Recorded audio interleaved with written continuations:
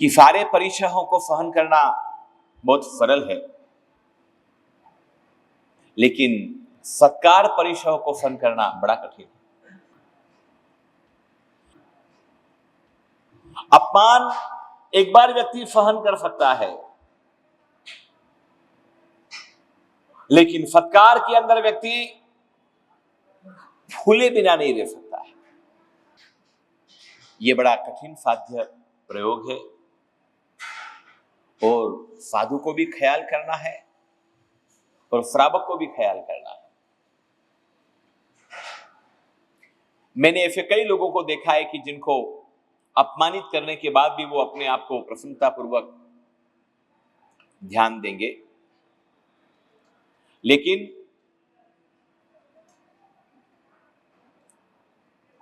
ऐसे व्यक्ति भी जब सत्कार की बात आती है, सम्मान की बात आती है, तब वो भी विचलित होते हुए नजर आए हैं। अभी लड़के और लड़कियों को अक्सर मैंने देखा है, लड़की रोती भी होगी और अगर आप उसको फोटो खींचोगे तो एकदम हंसने लग जाएगी।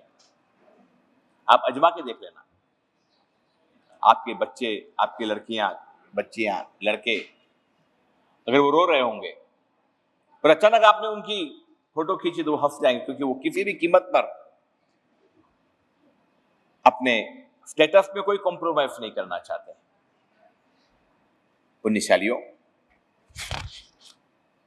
आज एक और परीक्षा है, उसकी विवेचना है, उसकी आप लोगों को जानकारी प्रदान करनी है। 20वें नंबर का परीक्षा है, उस परीक्षा का नाम है प्रज्ञा परीक्षा। प्रज्ञा परीक्षा का मतलब यह है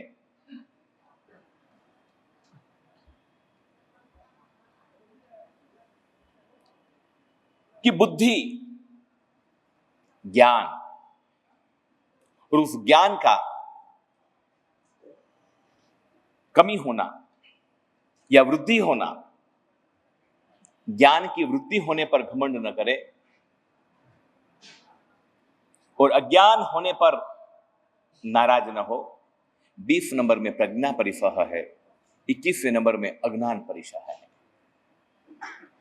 जैन शास्त्रों में एक बात आती है, स्थूलिभद्र की बात आती है। आपने नाम सुना है स्थूलिभद्र का? इतिहास ऐसा कहता है कि तीर्थंकर परमात्मा श्रमण भगवान महावीर स्वामी से भी अगर ज्यादा अमर नाम किसी का है तो वो स्थूलभद्र स्वामी जी का है।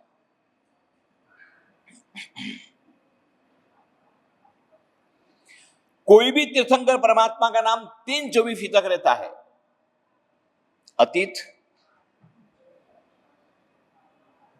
अनागत और वर्तमान, भूतकाल के, वर्तमान काल के और आने वाले भविष्य के। ये जो 3-24 हैं तक तीर्थंकर परमात्माओं का नाम अमर रहता है, लेकिन इसके बाद उनके नाम समाप्त हो जाते हैं, उनको कोई याद नहीं रखता। महावीर स्वामी वर्तमान जिनका शासन है, पार्श्वनाथ जिनका शासन है, 1/24 और उसके बाद 1 और 24, बस उसके बाद फिर उनका नाम रहेगा ये निश्चित नहीं है। लेकिन स्थूलभद्र एक ऐसा पुण्यशाली नाम है कि जिनको 84-24 तक क्या करेंगे? लोग याद रखेंगे। बोलो क्यों याद रखेंगे? बोलो कारण क्या? कोई रीजन, कोई कारण? और उसका एक ही कारण है, उसकी एक ही परिकल्पना है कि उन्होंने ब्रह्मचर्य व्रत को बड़ा मजबूती से धारण किया था। पहले नंबर में एक स्पष्टता कर दूं कि स्थूलिभद्र कोई ब्रह्मचारी थे नहीं, कोई सज्जन प्रकृति के व्यक्ति नहीं थे। एक मंत्री का पुत्र, एक वेश्या के संयोग में गया, कोठे पर ही रहने लग गया। मंत्री बीमार हुआ, मृत्यु शैया के ऊपर पड़ा। आश्चर्य की बात आप देखिए कि पिता मरणोपन्न है। पिता बेटे को याद कर रहे हैं कि स्थूलभद्र के मुंह को देखना है, एक बार स्थूलभद्र को बुलाओ। स्थूलभद्र के छोटे भाई, उनके परिजन उस वेश्या के घर पर जाते हैं, उनको विनती करते हैं कि पिताजी की परिस्थिति अनुकूल नहीं है, अंतिम परिस्थितियां हैं, एक बार आपका चेहरा देखने के लिए आपको बुला रहे हैं। बोले ठीक है, मैं आता हूं। इतिहास ऐसा कहता है कि कई बार स्थूलभद्र के परिजन लोग उनको बुलाने के लिए कोठे पर जाते। बार बार बुलाने से परेशान स्थूलभद्र ने चौकीदार को बोल दिया कि इन लोगों को एंट्री मत दो, आने मत दो, इनको बाहर निकाल दो। ऐसे व्यक्ति को आप सज्जन बोलोगे या दुर्जन बोलोगे, क्या बोलोगे? नंबर 1, मंत्री का बेटा, छोटा मोटा नहीं, वो बेटा एक वेश्या के पास रहे, वहीं रुक जाए, घर पर आवे नहीं। पिता मरणासन्न पोजीशन में है, उसके बाद एक उसके चेहरे देखने के लिए वो तड़प रहे हैं, और ये नालायक पुत्र उसको देखने के लिए भी, पिता के मुंह को देखने के लिए भी तैयार नहीं। और जब पिता मर गए, मृत्यु हो गई, पिता के मरने के बाद जब राजा ने बुलाया, तब स्थूलभद्र क्या हुआ? राजा आज्ञा से उसको आना पड़ा, अंगूठी दी, महामंत्री पद तुम स्वीकारो। और उसके बाद उसमें परिवर्तन आया, उसमें बदलाव आया, ऐसा बदलाव आया, ऐसा बदलाव आया, ऐसा बदलाव आया कि 84 तक उस पुण्यशाली का नाम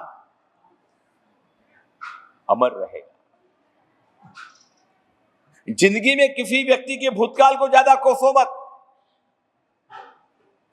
जिंदगी में किसी व्यक्ति के भूतकाल को डिस्टर्ब मत करो, भूतकाल को उखेड़ो मत।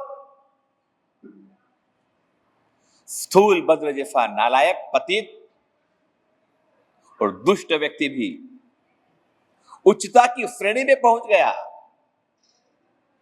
उच्चता के शिखर पर पहुंच गया। ये जिन शासन की बलिहारी है। व्यक्ति विद्वान हो या व्यक्ति थोड़ा कमजोर हो, वैसी परिस्थिति में भी संभाव को सहन करें। मुनि आज्ञा मांग रहे हैं, गुरुदेव आज्ञा प्रदान करो। इस संसार के अंदर शरीर को तो एक बार कंट्रोल किया जा सकता है, लेकिन हमारे मन को कंट्रोल करना बहुत कठिन। स्थूलभद्र गुरु की आज्ञा लेकर के कोशा के यहां पर गए। 12 साल का संग था कोशा का, नाचने वाली थी, हीन कुल में पैदा हुई थी। उस समय का कोठा था, वेश्यालय था, वहां की वो अत्यंत स्वरूपवती स्त्री थी। वेश्यालय में अनेक स्त्रियां थी, लेकिन इसमें इसकी उच्चता बड़ी जबरदस्त थी। ये महान व्यक्तित्व थी। इसका पूरा व्यक्तित्व स्थूलभद्र के इर्द गिर्द था। स्थूलभद्र से काफी प्रभावित थी। उसको लग गया कि आ गए। जब स्थूलभद्र ने दस्तक दी उसके द्वार पर, कोशा धर्मलाभ, तेरे यहां पर रहना चाहता हूं,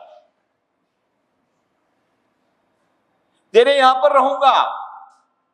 कोशा समझ गई कि ये दीक्षा तो पाल नहीं पाए, बस आ गए मेरे पास। प्रत्येक स्त्री को एक गरूर होता है कि मेरा पति मेरे बिना रह नहीं सकता है। वो कुछ भी कर ले, लेकिन उसको आना कहां पड़ेगा? मेरे शरण में आना पड़ेगा, मेरे पास आना पड़ेगा। एक प्राउड रहता है, घमंड रहता है। और 90% पुरुष स्त्रियों के इस घमंड को संतुष्ट करते हैं। ठीक है भैया, तेरे बिना मैं नहीं रह सकता हूं। रह भी सकता हूं तो ये बोलता है कि नहीं रह सकता हूं, यही बोलता है बस तेरी याद आ रही है।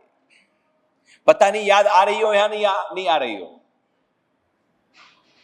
एक स्थान पर मैं विहार कर रहा था, एक महिला पीछे पीछे चल रही थी, फोन पर बात कर रही थी। बोले क्या कर रहे हो? हैंड फ्री फोन था, स्पीकर चल रहा था। सामने वाले उसके पति या जो भी XYZ, उसने कहा कि तेरी याद आ रही थी, बस तुझे ही याद कर रहा था। ये दुनिया का सबसे बड़ा झूठ है। कोई आपके लिए फुर्सत में नहीं बैठा है, कोई आपको याद करता नहीं है। लेकिन 90% पुरुष महिलाओं की इस घमंड को संतुष्ट करने की कोशिश करते हैं कि मैं तुझे तो याद कर रहा था। कहीं बाहर गांव पति जाता है, सुबह उठ के पत्नी से बात करता है, बोले नींद ही नहीं आई आज तो। आपने सुना होगा ऐसा, ये नाटक जरूर सुना होगा आप लोगों ने। क्यों नींद नहीं आई? बस तेरी तो याद आ रही थी। कहां से नींद आए?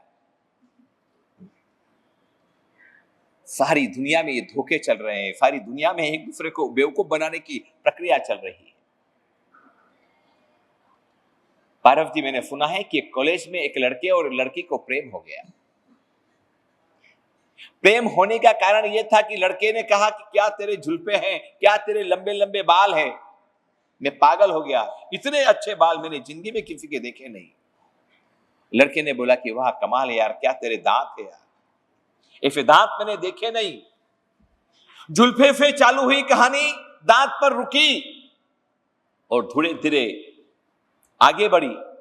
एक दिन एंगेजमेंट हो गया, शादी भी हो गई। शादी होने के दूसरे दिन उस लड़के ने उस लड़की से कहा, अपनी पत्नी से कहा, देख अपने को बहुत लंबा चलना है, कुछ गलतफहमियां दूर होनी चाहिए, अपन दोनों बैठ जाते हैं 2 मिनट। लड़के ने माफी मांगी, देख तेरे प्यार में मैं इतना अंधा हो गया था, तेरे से झूठ बोला।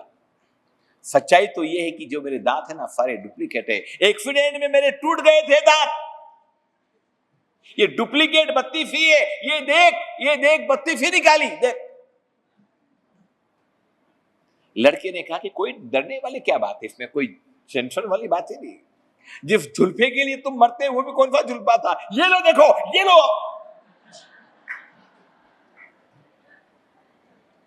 सारी दुनिया एक दूसरे को बेवकूफ बनाने में जुटी हुई है साहब। सारे लोग झूठ की पायदान के ऊपर खड़े हैं। जितने भी ये श्वेत वस्त्र में बैठे हुए लोग हैं, इनको मुझे सिर्फ इतना सा कहना है कि पत्नी का मोह हो तो छोड़ देना। ये बहुत प्रक्रिया अच्छी करी है आप लोगों ने। चरौला तो ले लिया, इसकी देनी है सिर्फ। और ये मत मानना कि पत्नी मेरे बिना रह नहीं सकती। जिंदगी में ये मत मानना कि मेरे बिना पत्नी को नींद नहीं आती। और जितना आप झूठ नहीं बोलते हो, उनसे कई गुना ज्यादा ये महिलाएं बोलती। यहां की महिला की बात नहीं कर रहा हूं, आप लोग तो सज्जन हो भाई, आप लोगों की बात मैं कर भी नहीं सकता हूं। मुझे अभी और 4 महीने यही रहना है भाई, आप लोगों को ऑफिस बुलाना है। किसी एक प्रवचन में एक महिला ने मुझे कहा था कि गुरुदेव आप तो हमारे ही पीछे पड़े रहते हो, जब देखो तो हमारी 12 बजाते हो। मैं तुम्हारी तो मैं 12 बजा ही नहीं सकता हूं भाई, तुम तो महान लोग हो भाई। जितना आप झूठ नहीं बोलते उससे कई गुना ज्यादा झूठ महिलाएं बोलती। बस आपका ही स्मरण करती हूं, आपको ही याद करती हूं। आप नहीं रहोगे तो मेरा होगा क्या? आपके बिना कुछ नहीं हो सकता। खाने में आप याद आते हो, पीने में याद आते हो, सपने में आप आते हो। और जितने झूठे सपने इनको आते हैं दुनिया में और किसी को नहीं आते हैं। बात चल रही थी स्थूलभद्र की। स्थूलभद्र की बात चल रही थी। कोशा ने कहा कि आ गए, मुझे मालूम था कि तुमसे ये संयम थोड़ी पल सकता है, आओ। लेकिन स्थूलभद्र तो वैरागी थे, उनके रोम रोम में वैराग्य भर चुका था। कहां रुकोगे? बोले रंग महल में रुकूंगा। रंग महल ये पूरे शहर का सबसे बदनाम महल था। रंग महल में रुको, बहुत बढ़िया, रंग महल में रुको। रंग महल में स्थूलभद्र रुके हुए हैं। कोशा रोज नए नए पकवान खिला रही है, माल मलिदा खिला रही है, नृत्य कर रही है, रोज रिझाने की कोशिश कर रही है। 1 महीने तक तो सब्र करी, लेकिन 1 महीने के बाद कोशा का धैर्य टूट गया। वो रोने लगी, वो बिलखने लगी, गुरुदेव आप क्या कर रहे हो? मैं तो जन्म जन्म की आपकी दासी हूं, मैं आपसे प्रार्थना करती हूं आप मेरे बन जाओ, मैं आपकी बन जाऊं, आप मेरे यहां रह जाओ, मैं आपके चरणों की दासी बनूं। लेकिन स्थूलभद्र ने कहा कि कोशा 12 साल तक नाटक बहुत कर लिए, अब नाटक नहीं करना है। मैं भी तेरा बनने के लिए आया हूं और तू भी तुझे मेरा बनाने के लिए आया हूं, लेकिन शरीर से नहीं, आत्मा से। जब तक आप में चमक और दमक है तब तक दुनिया आपकी ओर देखती है। जिस दिन आपकी चमक समाप्त हो जाएगी उस दिन आपके सामने कोई नहीं देखेगा। स्थूलभद्र आइकॉन है, हमारा आदर्श है, हमारे लिए प्रेरणा स्रोत है स्थूलभद्र। कोशा हार गई, स्थूलभद्र जीत गए।